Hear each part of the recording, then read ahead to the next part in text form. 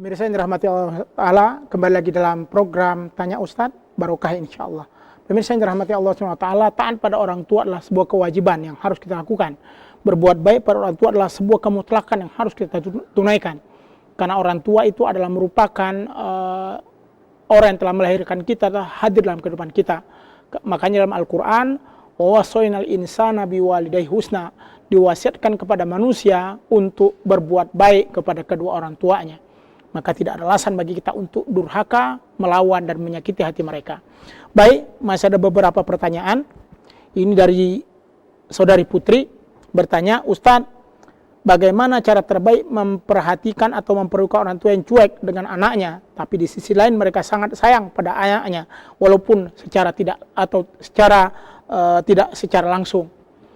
Saudari Putri yang dirahmati Allah, ya, orang tua yang cuek dengan anaknya, cuek itu artinya diam, tapi di sisi lain dia cinta, itu yang terbaik. Ya, dia cuek dalam maksud adalah diam-diam saja, tapi pada posisinya dia sayang. Karena orang tua mungkin tidak mau memperlihatkan sayangnya pada satu orang, takut nanti dianggap tidak adil, maka dia tetap cuek. Tapi ketika ada hal, dia tetap sayang, tetap cinta pada anak-anaknya. Ini yang terbaik. Maka tetap sayang pada orang tua demikian, tetap dekat dengannya, tetap cinta. Mudah-mudahan Allah berikan rahmat, karena mungkin orang tua takut melakukan hal yang tidak adil antara anak-anak yang dia miliki. Ya, kemudian yang berikutnya, Assalamualaikum Ustaz, saya Fatur dari Batanghari. Di saat seseorang sedang sakit dan lupa sholat, lalu meninggal dalam keadaan belum sholat, apakah orang tuanya menanggung dosa dan atau ada penembusan sholat yang ditinggalkan oleh almarhum? Orang yang sakit adalah di antara orang-orang yang uzur, ya, makanya sakitnya tergantung. Kalau sakitnya memang tidak bisa lagi bergerak dan tidak sadar, maka hal tersebut adalah rupiah al-qalam. Jadi dia tidak wajib untuk menunaikan sholat. Tapi kalau masih dalam keadaan sadar, maka wajib. Karena sholat itu tidak bisa duduk, tidak bisa berdiri, duduk, tidak bisa duduk baring, tidak bisa baring dengan isyarat. Maka selama masih ada detik jantung dalam diri, wajib dia menunaikan sholat. Itulah sempurnanya sholat yang wajib ditunaikan oleh seorang yang beriman kepada Allah Subhanahu wa Ta'ala. Jadi bagaimana dengan yang demikian Ustaz? Kalau sakitnya adalah yang tidak sadar, maka tidak perlu diulang sholatnya. Namun kalau sakitnya memang dia lupa atau lalai terhadap sholatnya, padahal dia sakit, doakan saja kebaikan untuknya. Semoga Allah rahmati insya Allah. Karena sholat itulah fardu ain, fardu sendiri-sendiri yang wajib bagi setiap orang. Maka ketika dia tidak sholat, kita tetap berdoa kepada Allah atas apa yang pernah dilakukannya. Walaupun ada yang menyatakan, ya bisa dilaksanakan sholat qadha untuknya, tapi ada ulama menyatakan tidak bisa, karena itu amaliyah nafsa-nafsa, amaliyah pribadi-pribadi sendiri-sendiri. Maka dari itu tetap doakan yang terbaik, semoga Allah rahmati dan ridhoi. Jadi intinya ketika dalam keadaan sakit, tetap wajib kita sholat, bagaimanapun keadaannya dan bagaimanapun bentuk dalam kehidupan kita. Apakah orang tuanya menanggung dosa dan atau ada penembusan sholat yang ditinggalkan oleh imam? Ya, orang tua tidak menanggung dosa karena sudah sampai pada posisinya dan dia mengerti tentang itu, maka saling mengingatkan untuk itu. Adakah penembusan sholat yang dilakukan oleh almarhum mau dilakukan? Ulama khilaf, berbeda pendapat, tidak dilakukan juga, yang penting doa untuknya. Mudah-mudahan doa-doa itu menjadi kebaikan bagi almarhum yang telah mendahului kita insya Allah. Dan berikutnya dari hamba Allah, Ustaz, saya ingin menikah dengan laki-laki, namun bapaknya menolak karena ada cacat pada fisik. Tapi kami saling mencintai Ustaz. Laki-laki itu maunya wali yang lain yang menikahinya, apa yang harus saya lakukan? Tidak bisa. Seorang perempuan walinya tetap wajib orang tuanya, tidak bisa yang lain. Ya, itu wali mujbir. Kalau tidak orang tuanya, kakeknya. Ya, yang jelas wajib orang tuanya. Tapi tidak setuju orang tua yang lain-lain, cari solusi supaya orang tuanya setuju. Jangan mentang-mentang tidak setuju kemudian mengambil cara-cara yang lain. Na'udzubillah. Tetap wajib pada orang tua, karena merekalah yang menjadi wali. La nikah illa waliyin, tidak ada nikah kecuali dengan wali, dan wali itu harus jelas, tidak boleh sembarangan. Ini ada wali orang tua angkat, tidak sah. Ada wali tetangga, tidak sah. Ada wali seorang gurunya, tidak sah. Karena wajib menjadi wali adalah orang tuanya atau muhrim baginya. Di antara hal ini wali mujbir, orang tuanya yang melahirkan atau yang senasab dengannya. Jadi jangan sampai cuma gara-gara cinta terputus hubungan kita dengan orang tua, jangan. Ya, boleh perlahan-lahan cari waktu yang pas. Ada beberapa yang konsultasi dengan saya, orang tuanya tidak setuju, perlahan-lahan sambil berdoa kepada Allah. Alhamdulillah, akhirnya juga menikah dengan baik, bahkan sakinah, mawaddah, warahmah. Artinya jangan lari, tetap dekat dengan orang tua, berikan keterangan-keterangan. Kalau mungkin ada sesuatu yang tidak senang orang tua, berikan penjelasan. Ketika ada masalah, saya siap bertanggung jawab terhadap apa yang ada. Kenapa orang tua tidak senang? Mungkin karena ada cacat tadi. Sampaikan kepadanya. Cacat tidak menjadi penghalang bagi kami untuk menikah. Ya, karena kami menikah saling mencintai karena Allah SWT. Semoga Allah rahmati insya Allah. Jadi jangan sampai orang tua tidak dilibatkan, karena itu adalah salah. Apalagi mengambil wali lain yang tidak ada hubungan darahnya dengan saudari hamba Allah. Ya, hukumnya dosa, haram pernikahannya. Kenapa? Karena wajib dengan wali mujbir, wajib dengan wali yang memang muhrim dengannya, yang senasab dengannya. Wallahu a'lam bishawab. Ya, kemudian pertanyaan berikutnya. Assalamualaikum Ustaz, saya Tika. Ustaz, saya kurang suka terhadap ayah saya karena ayah saya membiarkan ibu saya kelelahan dalam mencari nafkah dan masa bodoh Ustaz. Jadi apa yang harus saya lakukan? Saudariku yang dirahmati Allah, ya tetap nasihati perlahan-lahan.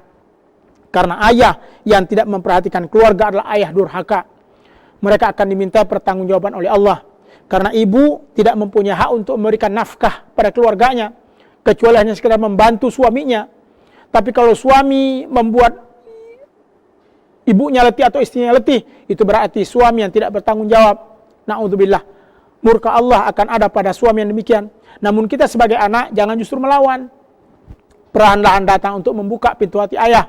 Perlahan-lahan datang untuk membuka pintu hidayah. Mudah-mudahan hati orang tua kita yang kita benci tersebut terbuka. Dengan doa-doa kita, dengan harapan-harapan kita menjadi orang tua yang betul-betul mengayomi ibu kita, keluarga-keluarganya menuju keluarga yang dirahmati, diberkati dan diridhoi oleh Allah SWT. Maka pertanyaan apa yang harus saya lakukan Ustaz? Tetap taat pada orang tua. Perlahan-lahan ya, cari sela-sela waktu.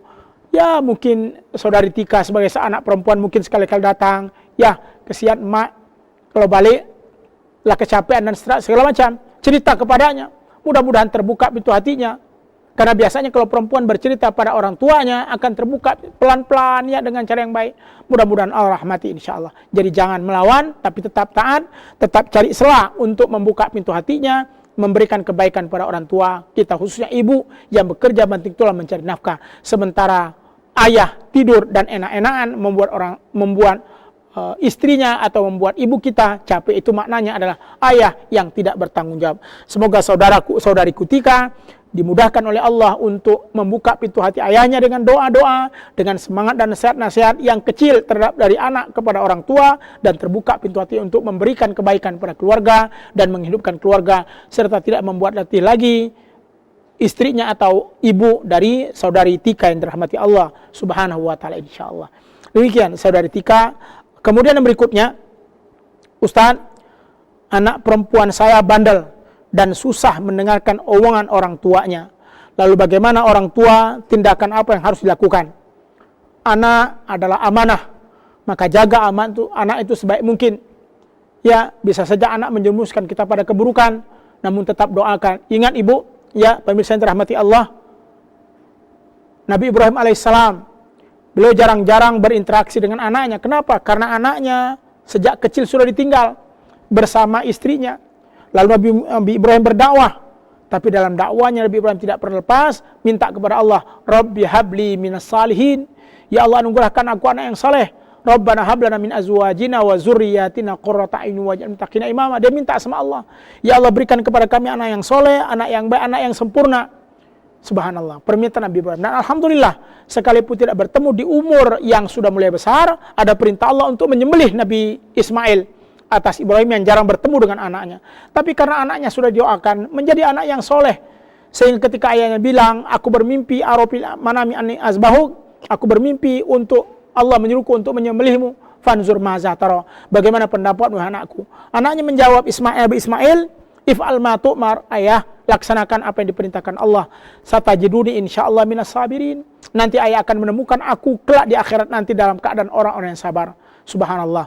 Ketika Nabi Ibrahim ingin menyembelih anaknya itu, fafadainahu bizabin azim. Kemudian Allah ganti anaknya dengan kibas yang besar dan tidak terjadi pembunuhan dan tidak terjadi penyembelihan terhadap Nabi Ismail karena hati yang begitu kuat, rela dan doa kepada Allah yang membuka pintu hatinya untuk mendapatkan rahmat Allah Subhanahu wa taala. Jadi, saudara yang dirahmati Allah Subhanahu wa taala, ya, pastikan kita tetap baik pada anak-anak kita. Sekalipun dia bandel, doakan yang terbaik. Mudah-mudahan doa-doa yang kita lanturkan itu didengar oleh Allah dan akan menjadi kabulan doa. Dan kelak, mungkin hari ini anak kita tidak sayang dengan kita. Boleh jadi mereka sayang ketika kita sudah tiada. Ada kisahnya, pemirsa ya, ada si ibu-ibu majelis taklim datang, Ustaz, saya waktu muda dulu melawan terus dengan ayah saya. Tapi setelah meninggal ayah saya baru saya sadar apa yang disampaikan ayah saya itu benar, apa yang disampaikan oleh ibu saya itu benar. Saya ingin taat padanya ya, wahai Ustaz. Maka berdoalah, begitu yang disampaikan Rasulullah, doalah untuk kedua orang tua. Intinya, boleh jadi mungkin anak kita tidak sayang atau bandel dengan kita hari ini, mungkin setelah kita tiada atau mungkin barangkali setelah kita dipanggil oleh Allah, mereka akan menjadi anak yang soleh, soleha atas doa-doa yang kita ungkapkan. Semoga Allah rahmati insya-Allah. Jadi saudaraku yang dirahmati Allah atau saudara yang dirahmati Allah, pastikan bahwa kita senantiasa mendoakan anak-anak kita sekalipun dia bandel. Tapi jangan doakan menjadi anak bandel, doakan menjadi anak yang soleh dan saleha. Sehingga anak perempuan kita, anak laki-laki kita, anak kita, siapapun dia, semoga dirahmati, diberkati dan diridhai Allah Subhanahu wa taala. Pemirsa yang dirahmati Allah Subhanahu wa taala, panjang kajian kita ya, mudah-mudahan Allah rahmati dan Allah berkati. Insyaallah akan kita sempurnakan lagi kajian ini, maka jangan kemana-mana, akan kita jawab beberapa pertanyaan insyaallah setelah pesan-pesan berikut ini.